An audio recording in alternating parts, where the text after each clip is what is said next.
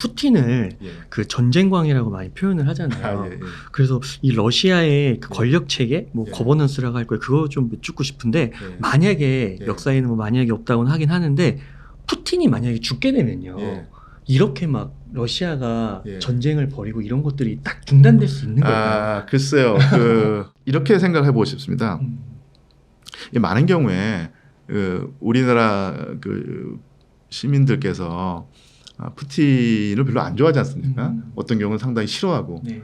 아니면 아주 사악한 인물로 보고 하는데 뭐 그런 시각은 뭐 저도 충분히 이해할 만하고 그럴 소지가 다분히 있는데 가끔 가다 보면은 사람이 밉다고 해서 그 사람이 바보 멍청이라고 생각하는 경우가 있죠. 지금까지 전쟁이 특히 일어난 다음에 최근 2년 반 동안에 언론 보도, 우리나라 언론 보도의 기조를 보면 푸틴은 무능력하다, 욕심만 많다, 그다음에 뭐 늙고 병들었다, 정상적인 판단을 못한다, 이런 식으로 부정적인 시각을 드러내고 있는데 그렇게 만만히 볼 인물은 아닙니다. 그 험악한 러시아 정치판에서 20년 동안 집권을 해왔던 것은 또 그만큼 운도 있었겠지만, 운도 좋았겠지만 그만큼 기본적인 능력이 있었기 때문이고, 어쨌든 간에 세계 정치판에서 나름대로 러시아의 그 지분을 확보하려는 모습을 보이는 것, 이런 거 보면 만만치 않고요. 또 기억할지 모르겠지만은 몇 달 전에 벌써 이제 뭐 한 반년인가요? 됐을 때 프리고진 사태가 일어났을 때 프리고진 사태를 대처하는 푸틴의 모습을 보면요, 상당히 참을성이 강하다. 그리고 사태 판단이 빠르다, 이런 느낌이 듭니다. 그러니까 물론 프리고진 사태를 허용하지 않는 것이 가장 좋았겠지만 어쨌든 그런 돌발적인 사태가 일어났을 때 상당히 욱하는 모습을 보이면서 허둥지둥 되는 것이 아니라 상당히 차갑게 사태를 파악하고 일단 물러났다가 사태를 진정하고 나서 돌아온 다음에 또 사실은 몇 달 뒤에 쥐도새도 모르게 싹 제거해서 지금 프리고진 사태가 일어났을 때 당시 서구 세계와 우리나라에서도 엄청난 푸틴 리더십의 타격이 가해졌다고 흥분을 했었는데 뭐 지금은 완전히 아무도 그것을 기억하지 못할 정도로 잊힌 사태가 됐고요. 푸틴 대통령의 지도력에는 일절의 균열이 없는 상태죠. 또 그런 식으로 전쟁을 이끌어왔고 성과도 냈었고, 그다음에 제한된 동원을 가지고 전쟁을 비교적 성공리에 수행하고 있는 상태고, 러시아의 국민들의 지지도 확고한 상태죠. 물론 과연 이 수치로 나타나는 것처럼 러시아 국민의 뭐 80% 90%가 푸틴을 지지하는가? 이거는 여론 조작이라든지 뭐 이런 강압적인 통치를 감안하면은 그 정도는 아니겠지만 제가 볼 땐 최소한 절반 정도는 푸틴을 지지한다고 보입니다. 상당히 안정된 체제라고 할 수 있겠죠. 그래서 전쟁을 수행하는 현재의 푸틴 체제는 꽤 안정적이다. 한때 이 전쟁에서 러시아를 불리한 궁지에 몰아넣어서 레임 체인지라고 했지 않습니까? 아예 푸틴을 쫓아내버리고 정권을 바꿔버리겠다는 뭐 어떤 그런 식의 의도도 드러내든지 아니면 그것이 충분히 가능하다고 판단하는 시기가 있었는데, 지금은 그것이 다 잘못된 판단이었던 것이 드러난 상태고요. 푸틴 대통령이 집권하고 있는 동안에는 제가 볼 때는 러시아 체제는 물론 안정이라고 말할 수는 없겠지만 그렇다고 해서 급격한 어떤 붕괴를 일으키거나 바뀔 어떤 그런 소지는 없어 보이고요.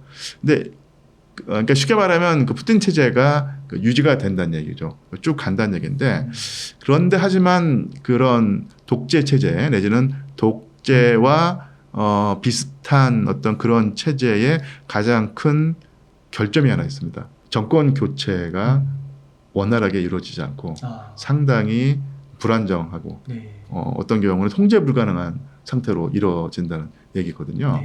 그래서 그만큼 푸틴 대통령이 강고하게 러시아에서 정권을 유지한다는 것은 또 그만큼 뭐랄까요, 세대 교체 내지는 정권 교체의 원활성을 확보하지 못한다는 것이기 되기 때문에 푸틴 대통령이 뭐 천년 만년 사는 그런 존재는 아니기 때문에 푸틴 대통령이 늙고 병들었을 때 내지는 어떤 사태로 정권을 계속 유지하기 힘들 때 상당히 불안정한 형태로 정권이 바뀌고 있다. 미국처럼 선거를 통해서 이게 뭐 그 주기적으로 교체되는 상황이 아니기 때문에 그때 어떤 일이 벌어질지는 아무도 모르죠. 또 하나 그 사실은 이 크게 보면 두 가지 시나리오가 가능할 텐데요.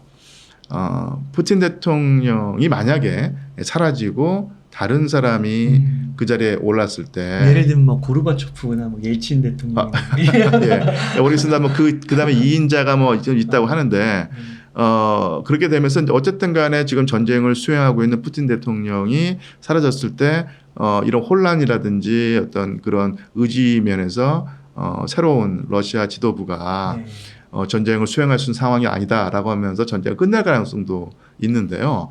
또 하나 염려스러운 사태가 사실은 우리나라에서 이렇게 널리 알려지지 않은 사실인데 푸틴 대통령이 상당히 강경한 사람이라고 맞아요. 알려져 있는데 사실은 그 러시아 지도부의 입장에서 볼 때 푸틴은 강경파가 아닙니다. 아 그래요? 푸틴보다 훨씬 더 강경한 사람들이 있어요. 그러니까 그 사람들의 입장은 뭐냐면 아니 우리가 지금 핵보유 국가인데 그리고 우크라이나가 계속 지금 그러니까 러시아 입장에서 보면 이 쬐끄만 놈이 우리를 계속 건드리고 뭐 드론 날려가지고 모스크바를 타격하고 있는데 정말로 본때를 보여줘야 되는 거 아니냐.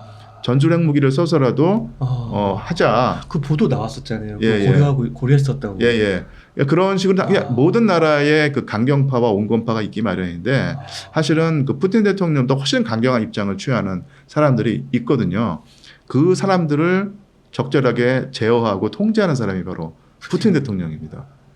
그래서 푸틴 대통령이 온건파라고 말할 수는 없는데 그렇다고 해서 이제 저기 최강경파라고 할 수는 없고 그 중간 어디쯤에 있으면서 뭐 전술 핵무기를 써서라도 우크라이나 쉽게 말하면 박살을 내버리고 미국과도 한판 뜨자.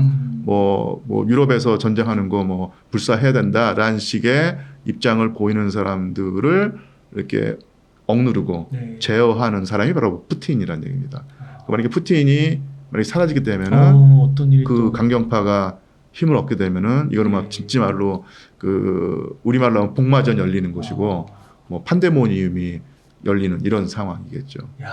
그렇군요. 그런 가능성이 또 있다. 이렇게 해서 만만히 볼 상황이 아니라는 것. 정말로 이 시나리오고 제가 또 아까 말씀드렸지만 푸틴 체제가 상당히 오랫동안 안정적으로 유지될 것이라고 하는 것이 저의 판단인데 뭐 그런 가정을 했을 때는 또 그런 시나리오도 가능하다라고 이제 정리를 하고 싶습니다. 교수님 시나리오 측면에서 예. 또 한 가지 질문 좀 드리고 싶으면은 그 미국이 예를 들면 뭐 중동이나 예. 이런 국가들을 이제 컨트롤할 때 그 리더십을 막 알게 모르게 제거하기도 하잖아요. 이 만약에 젤렌스키가 혼자 이렇게 막 독자적으로 혼자는 모르겠지 아무튼 이렇게 확전을 막 하려고 하고 계속 무리수를 둔다고 판단이 되면 진짜 미국 정부도 이런 젤렌스키를 막 제거할 수 있고 이런 가능성도 있을까요? 그 우크라이나라고 하는 나라 자체는 미국에게 상당히 중요한 나라죠. 그러니까 우크라이나라는 나라가 바로 그러니까 미국의 가장 기본적인 입장이란 것은 지역 강자를 허용하지 않는다는 얘기거든요. 그러니까 동아시아에서 중국이 성장하고 있는데 미국의 패권에 도전할 수 없게 만들겠다. 그 수준까지는 허용하지 않겠다는 것이고요. 그다음에 또 유럽에서 사실 미국의 말을 듣지 않는 통제를 받지 않는 나라는 사실 러시아가 유일할 텐데 러시아가 유럽에서 지역 강제로 부상한 것은 막겠다는 입장이거든요. 근데 유럽의 북한에서 러시아의 성장을 제어하고 러시아를 통제하는 가장 중요한 쐐기가 바로 이 우크라이나입니다. 그러니까 우크라이나를 미국이 호락호락 내주진 않을 것 같은데 문제는 뭐냐면 그 우크라이나라는 나라는 그런데 그 우크라이나를 다스리는 통치자는 미국으로서는 갈아치울 수 있는 가능성이 있는 거예요. 그래서 지금까지는 미국의 그 통제를 잘 따라왔고 젤렌스키 대통령이 나름대로의 어떤 역량을 발휘해서 러시아와의 전쟁을 수행하고 있기 때문에 충분히 미국으로서는 함께 갈 상황이었었는데 지금 상황이 상당히 그 미묘해지고 있습니다. 네. 미국 같은 경우는 계속해서 러시아를 궁지에 몰고 싶은데 그렇다고 해서 나토 전체라든지 아니면 미국이 직접적으로 개입해서 러시아와 교전을 벌이는 이런 사태는 피하고 싶은 것이 분명한 상황이거든요. 최근 한 15년이나 20년의 그 미국의 정책을 보면요. 세계 곳곳에 미국의 영향력을 유지하려는 노력은 계속 해왔고 이것은 변하지 않았지만 미국이 직접 개입하는 노력은 사실 그 전보다 훨씬 덜합니다. 네. 그래서 2017년인가요? 그때 정확히 연도가 생각 안 나는데 그때쯤에 그 아프가니스탄에서 전격적으로 철수하고 이런 모습을 보면서 직접적으로 미국의 병력을 해외에 그 투입해서 교전하는 사태는 피하려고 하는 그 경향성이 상당히 강한데 뭐 우크라이나도 그런 측면에서 예외는 아닌 듯하고요. 미국 입장에서 보면 뭐 우크라이나 군의 출혈이 아무리 심해도 미국으로서는 별로 뭐 신경 쓸 일이 아니겠지만 나토군이라든지 미군이 개입을 해서 교전을 하게 되면 지금 정말 바이든이라든지 그 다음에 있을 미국 대통령으로서 상당히 버거운 일이 되기 때문에 전쟁은 계속 유지하되 확전은 아마 시도하지 않을 겁니다. 그런데 지금 젤렌스키 대통령으로서는 확전이 맞아요. 이루어져야지 자기의 개인의 안위와 정권의 안위가 유지된다고 했을 때 지금 묘하게 어떤 그 긴장 관계가 있다고 하는데요. 만약에 미국이 그어놓은 선 밖으로 젤렌스키 대통령이 나가서 확전을 시도하게 된다면은 교체해버릴 가능성이 있죠. 그 교체 형태가 어떤 형태가 될지 모르지만 뭐 그 대체 후보자가 없는 것도 아니고요. 그렇게 했을 때 젤렌스키 대통령이 또 여기서 한번 그 표현을 쓰고 싶은데요. 뱀처럼 슬기롭고 비둘기처럼 순결하게 대처를 해야지 여기서 상황 판단을 잘못해서 미국이 그어놓은 테두리 밖에까지 나가서 설치는 모습을 보인다면은 정말로 한순간에 제거될 가능성도 있다고 보입니다. 네. 그 교수님 젤렌스키가 젤렌스키는 이제 이 2달 앞으로 다가온 미국 대선에서 해리스가 되기를 희망한다고 하더라고요. 그렇죠. 근데 최근에 또 좀 재밌었던 게 푸틴 대통령이 카멜라 해리스를 지지한다고 표현을 했다고 하더라고요. 근데 보면은 트럼프랑 잘 지냈던 것 같은데 소위 뭐 브로맨스라고 미디어에 많이 보도되기도 하고요. 요건 좀 어떻게 보세요? 글쎄 저도 뭐 속사정은 모르는데 저도 조금 면밀하게 들여다보고 주위 분들한테 좀 물어보니까 이 두 가지 가능성이 있는 것 같더라고요. 하나는 뭐냐면 푸틴 대통령이 해리스를 비아냥거리는 것이다. 이게 좀 뭐랄까 좀 푸틴 대통령 입장에서 보면은 조물하기가 검증되지 않은 사람이 대통령이 된다고 하니 좀 이렇게 약간은 그 놀리는 투로 그랬던 것일 수 있고요. 또 하나는 또 다른 것은 뭐냐면 이게 그 푸틴 대통령 입장에서는 우리 러시아로서는 그러니까 푸틴 대통령 입장에서는 트럼프 후보가 대통령이 되는 것이 뭐 그나마 낫긴 한데 그렇다고 해서 플랜 B를 만들어 놓지 않는 것은 아니다. 그러니까 트럼프가 대통령이 되는 것을 선호하지만 그것은 플랜 A일 뿐이고 트럼프가 대통령이 되지 못하고 해리스가 대통령이 될 경우에 대비해서 플랜 B도 마련해 놓고 있다. 준비됐다. 그래서 상황에 따라서 플랜 A로 갈 수도 있고 플랜 B로 갈 수도 있다. 이런 준비가 우리는 갖춰져 있는 상태를 과시하는 어떤 그런 좀 뭐랄까요. 농담 반 진담 반 비슷한 그런 외교적인 언사가 아니겠느냐 이렇게 볼 수도 있다고 하더라고요. 그렇군요. 교수님 그 휴전 얘기도 나왔었잖아요. 그럼 이제 지금부터 이제 만 3년을 채워가고 있는데 좀 어떻게 좀 진행이 될 것 같으세요? 제가 볼 때는 한 달 전으로 그 시간을 돌려서요. 쿠르스크가 우크라이나군이 쿠르스크를 침공하기 전에 요 카타르인가 중동 국가에서 외교 실무진이 모여서 우크라이나와 러시아의 외교 실무진이 모여서 이 협상을 했다고 하더라고요. 고위급 회담을 주선하는 전 단계로서 평화 협상이겠죠. 그걸 벌이고 있었고요. 네. 그리고 이제 푸틴 대통령의 입장에서는 그 지금 뭐 인도라든지 중국이라든지 이런 나라와의 그 결속을 다지면서 사실은 미국의 대러시아 제재를 견뎌왔고 버텨왔었는데 인도라든지 중국이 푸틴과 어떤 특히 말하면 러시아의 그 에너지를 사면서 네. 러시아를 뒷받침해주고 있는데 그러면서 뭐 하겠죠. 이거 이렇게 그 갈 수는 없다. 우크라이나와 협상을 벌여라. 평화적인 방법으로 전쟁을 끝내라고 압력을 가했겠죠. 충분히 예상할 수 있는 일인데 그런 면에서 푸틴 대통령이 그러니까 장기적으로는 협상을 해서 전쟁을 끝내려는 생각을 갖고 있겠지만 거기다가 또 이제 이 러시아의 우방이라고까지는 할 수 없지만 러시아에 적대하지 않는 국가들이 압박을 가했을 때 손 놓고 있을 수는 없었거든요. 그래서 물밑에서 일정 정도 그 평화 협상의 기류가 감지됐었고요.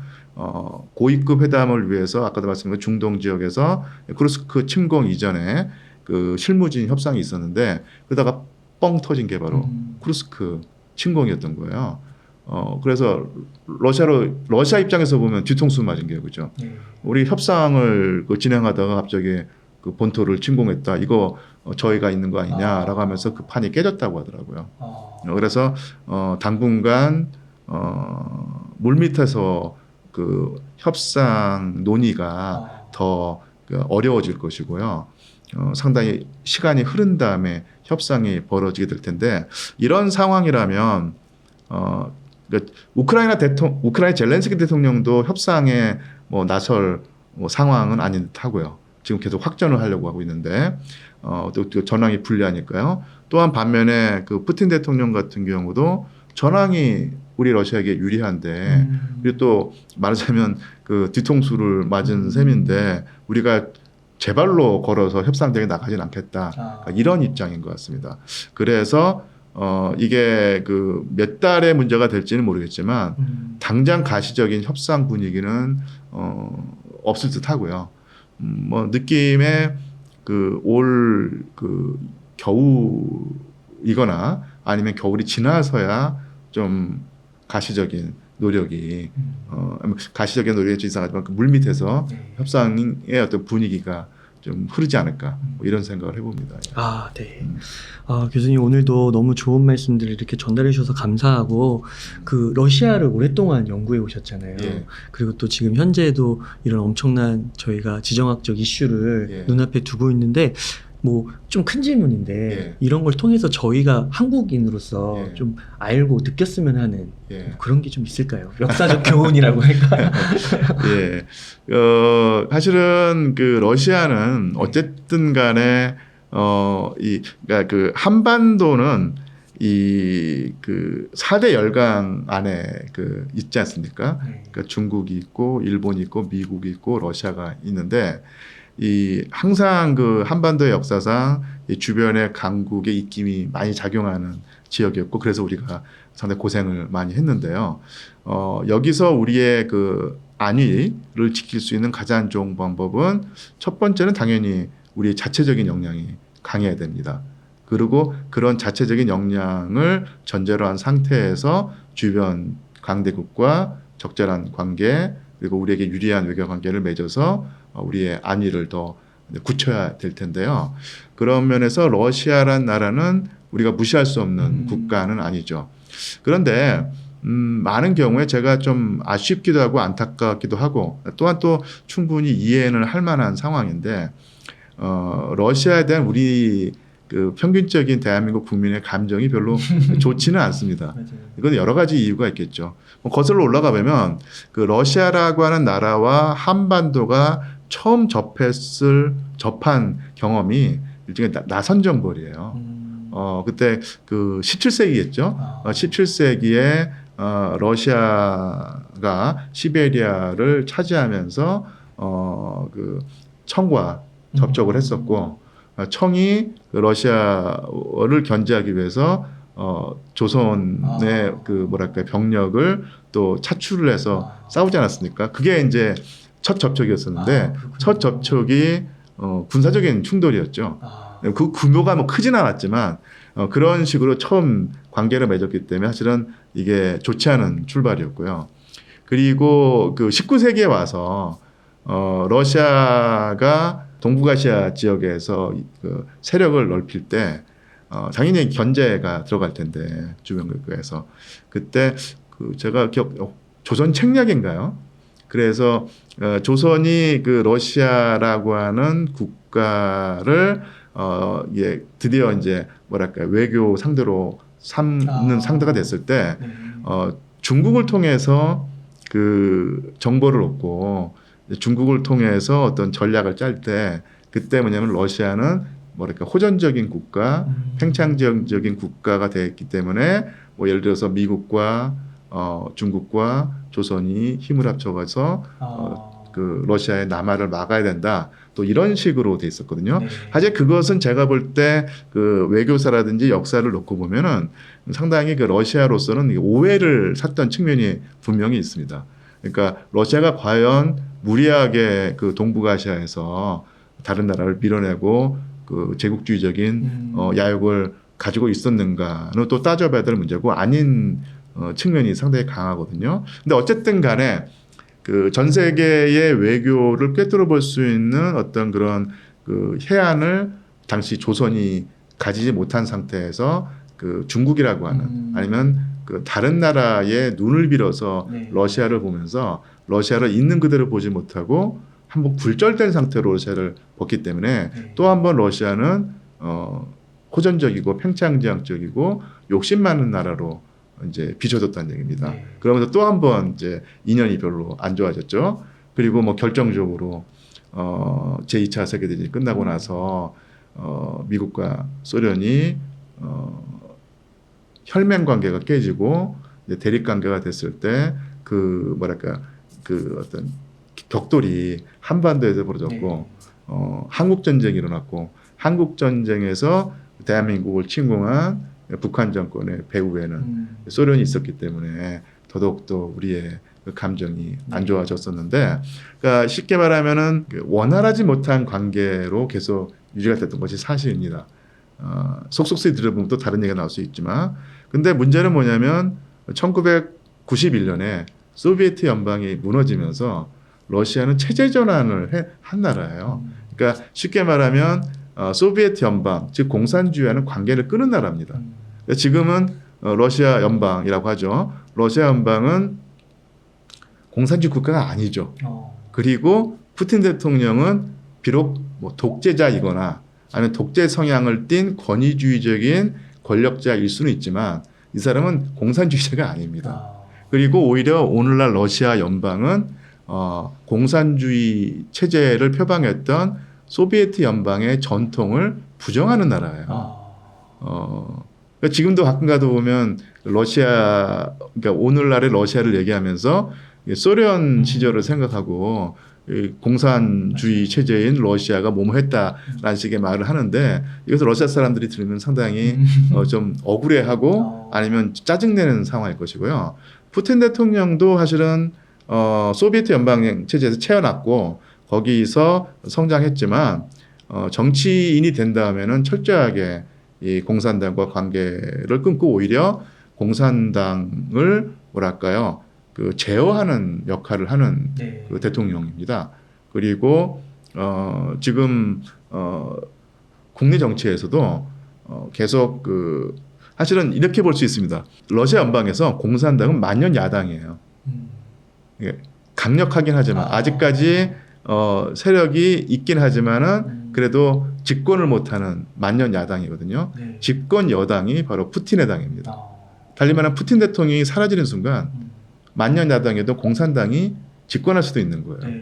달리 말하면 러시아 연방에서 공산당의 집권 가능성을 철저하게 봉쇄하고 있는 인물이 바로 푸틴 대통령인데, 그런 푸틴 대통령에게 독재자라고 하는 비판은 할 수 있을지 몰라도 푸틴 대통령 보고 공산당원이다라는 식의 공산주의자라고 하는 비판은 정말로 번지수를 잘못 찾은 것이죠. 그래서 우리가 그 러시아 및 그 소비에트 연방이라고 하는 체제에 많은 반감을 가지고 있는데, 그런 체제를 부정하고 관계를 끊고 태어난 나라가 러시아 연방이고, 그 러시아 연방의 통치자가 푸틴이라는 사실을 우리가 명확하게 인식한다면, 적어도 러시아 연방과 푸틴을 비판할 때 저 나라는 공산주의 국가라서 그렇다, 저 사람은 공산주의라서 그렇다라는 식의 비판은 절대로 하면 안 되고, 그런 식으로 오늘날 러시아를 보게 된다면 우리가 정말로 이 한반도 주변의 중요한 축 하나를 제대로 인식하지 못하는 것이고, 그 축과 우리가 좋은 관계를 맺어서 얻을 수 있는 어떤 이득이란 것이 분명히 있는데, 그 이득을 우리가 스스로 알아서 내팽개치는 상황이기 때문에 우리에게 하등에 도움이 안 된다는 얘기죠. 그래서 전쟁이 일어나기 전에 한국의 그 동북아시아 외교에서 그나마 한국에게 가장 대한민국에게 가장 우호적인 자세, 아니면 또 궁극적으로는 이 한반도의 통일에 가장 적극적인 지지 자세를 보여왔던 나라가 미국도 아니고 일본도 아니고 중국도 아니고 러시아였습니다. 그래요? 예. 그런 면에서 1991년 소비에트 연방이 해체되고 러시아 연방이 성립한 뒤에 30년 동안 상당히 한국은, 대한민국은 러시아와 우호적 관계를 맺으면서 많은 것을 얻어왔고요. 그다음에 북한을 제어하는 상당히 중요한 카드가 바로 러시아 카드였었고, 경제적으로도 많은 이득을 얻을 수 있었는데, 이 전쟁으로 많은 것이 이제 어그러졌거든요. 그러면서 안타까운 측면이 있고, 하지만 어쨌든 간에 그 전쟁을 먼저 일으킨 러시아에게 책임을 물어야 되는 상황인데, 또한 그러면서도 언젠가 전쟁은 끝날 것이고, 그 다음에 러시아와 대한민국의 관계를 더더욱더 탄탄한 우호 관계로 만들려고 우리가 노력을 해야 된다.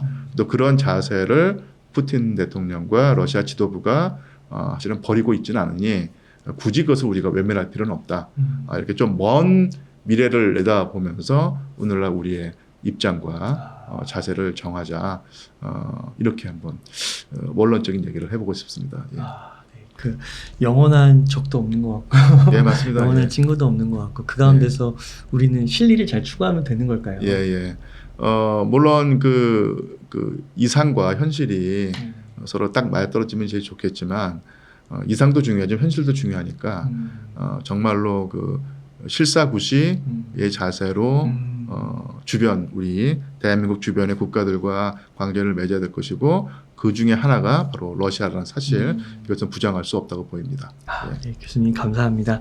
그러면 교수님 오늘 이 정도에서 인터뷰 마쳐도 괜찮으실까요? 예, 좋습니다. 예. 네, 감사합니다. 이렇게 해서 류한수 교수님을 모시고 인터뷰를 나눠봤습니다. 긴 시간 동안 유익한 인사이트 많이 나눠주셔서 감사의 말씀드립니다. 오늘 고생 많으셨습니다. 예, 고맙습니다.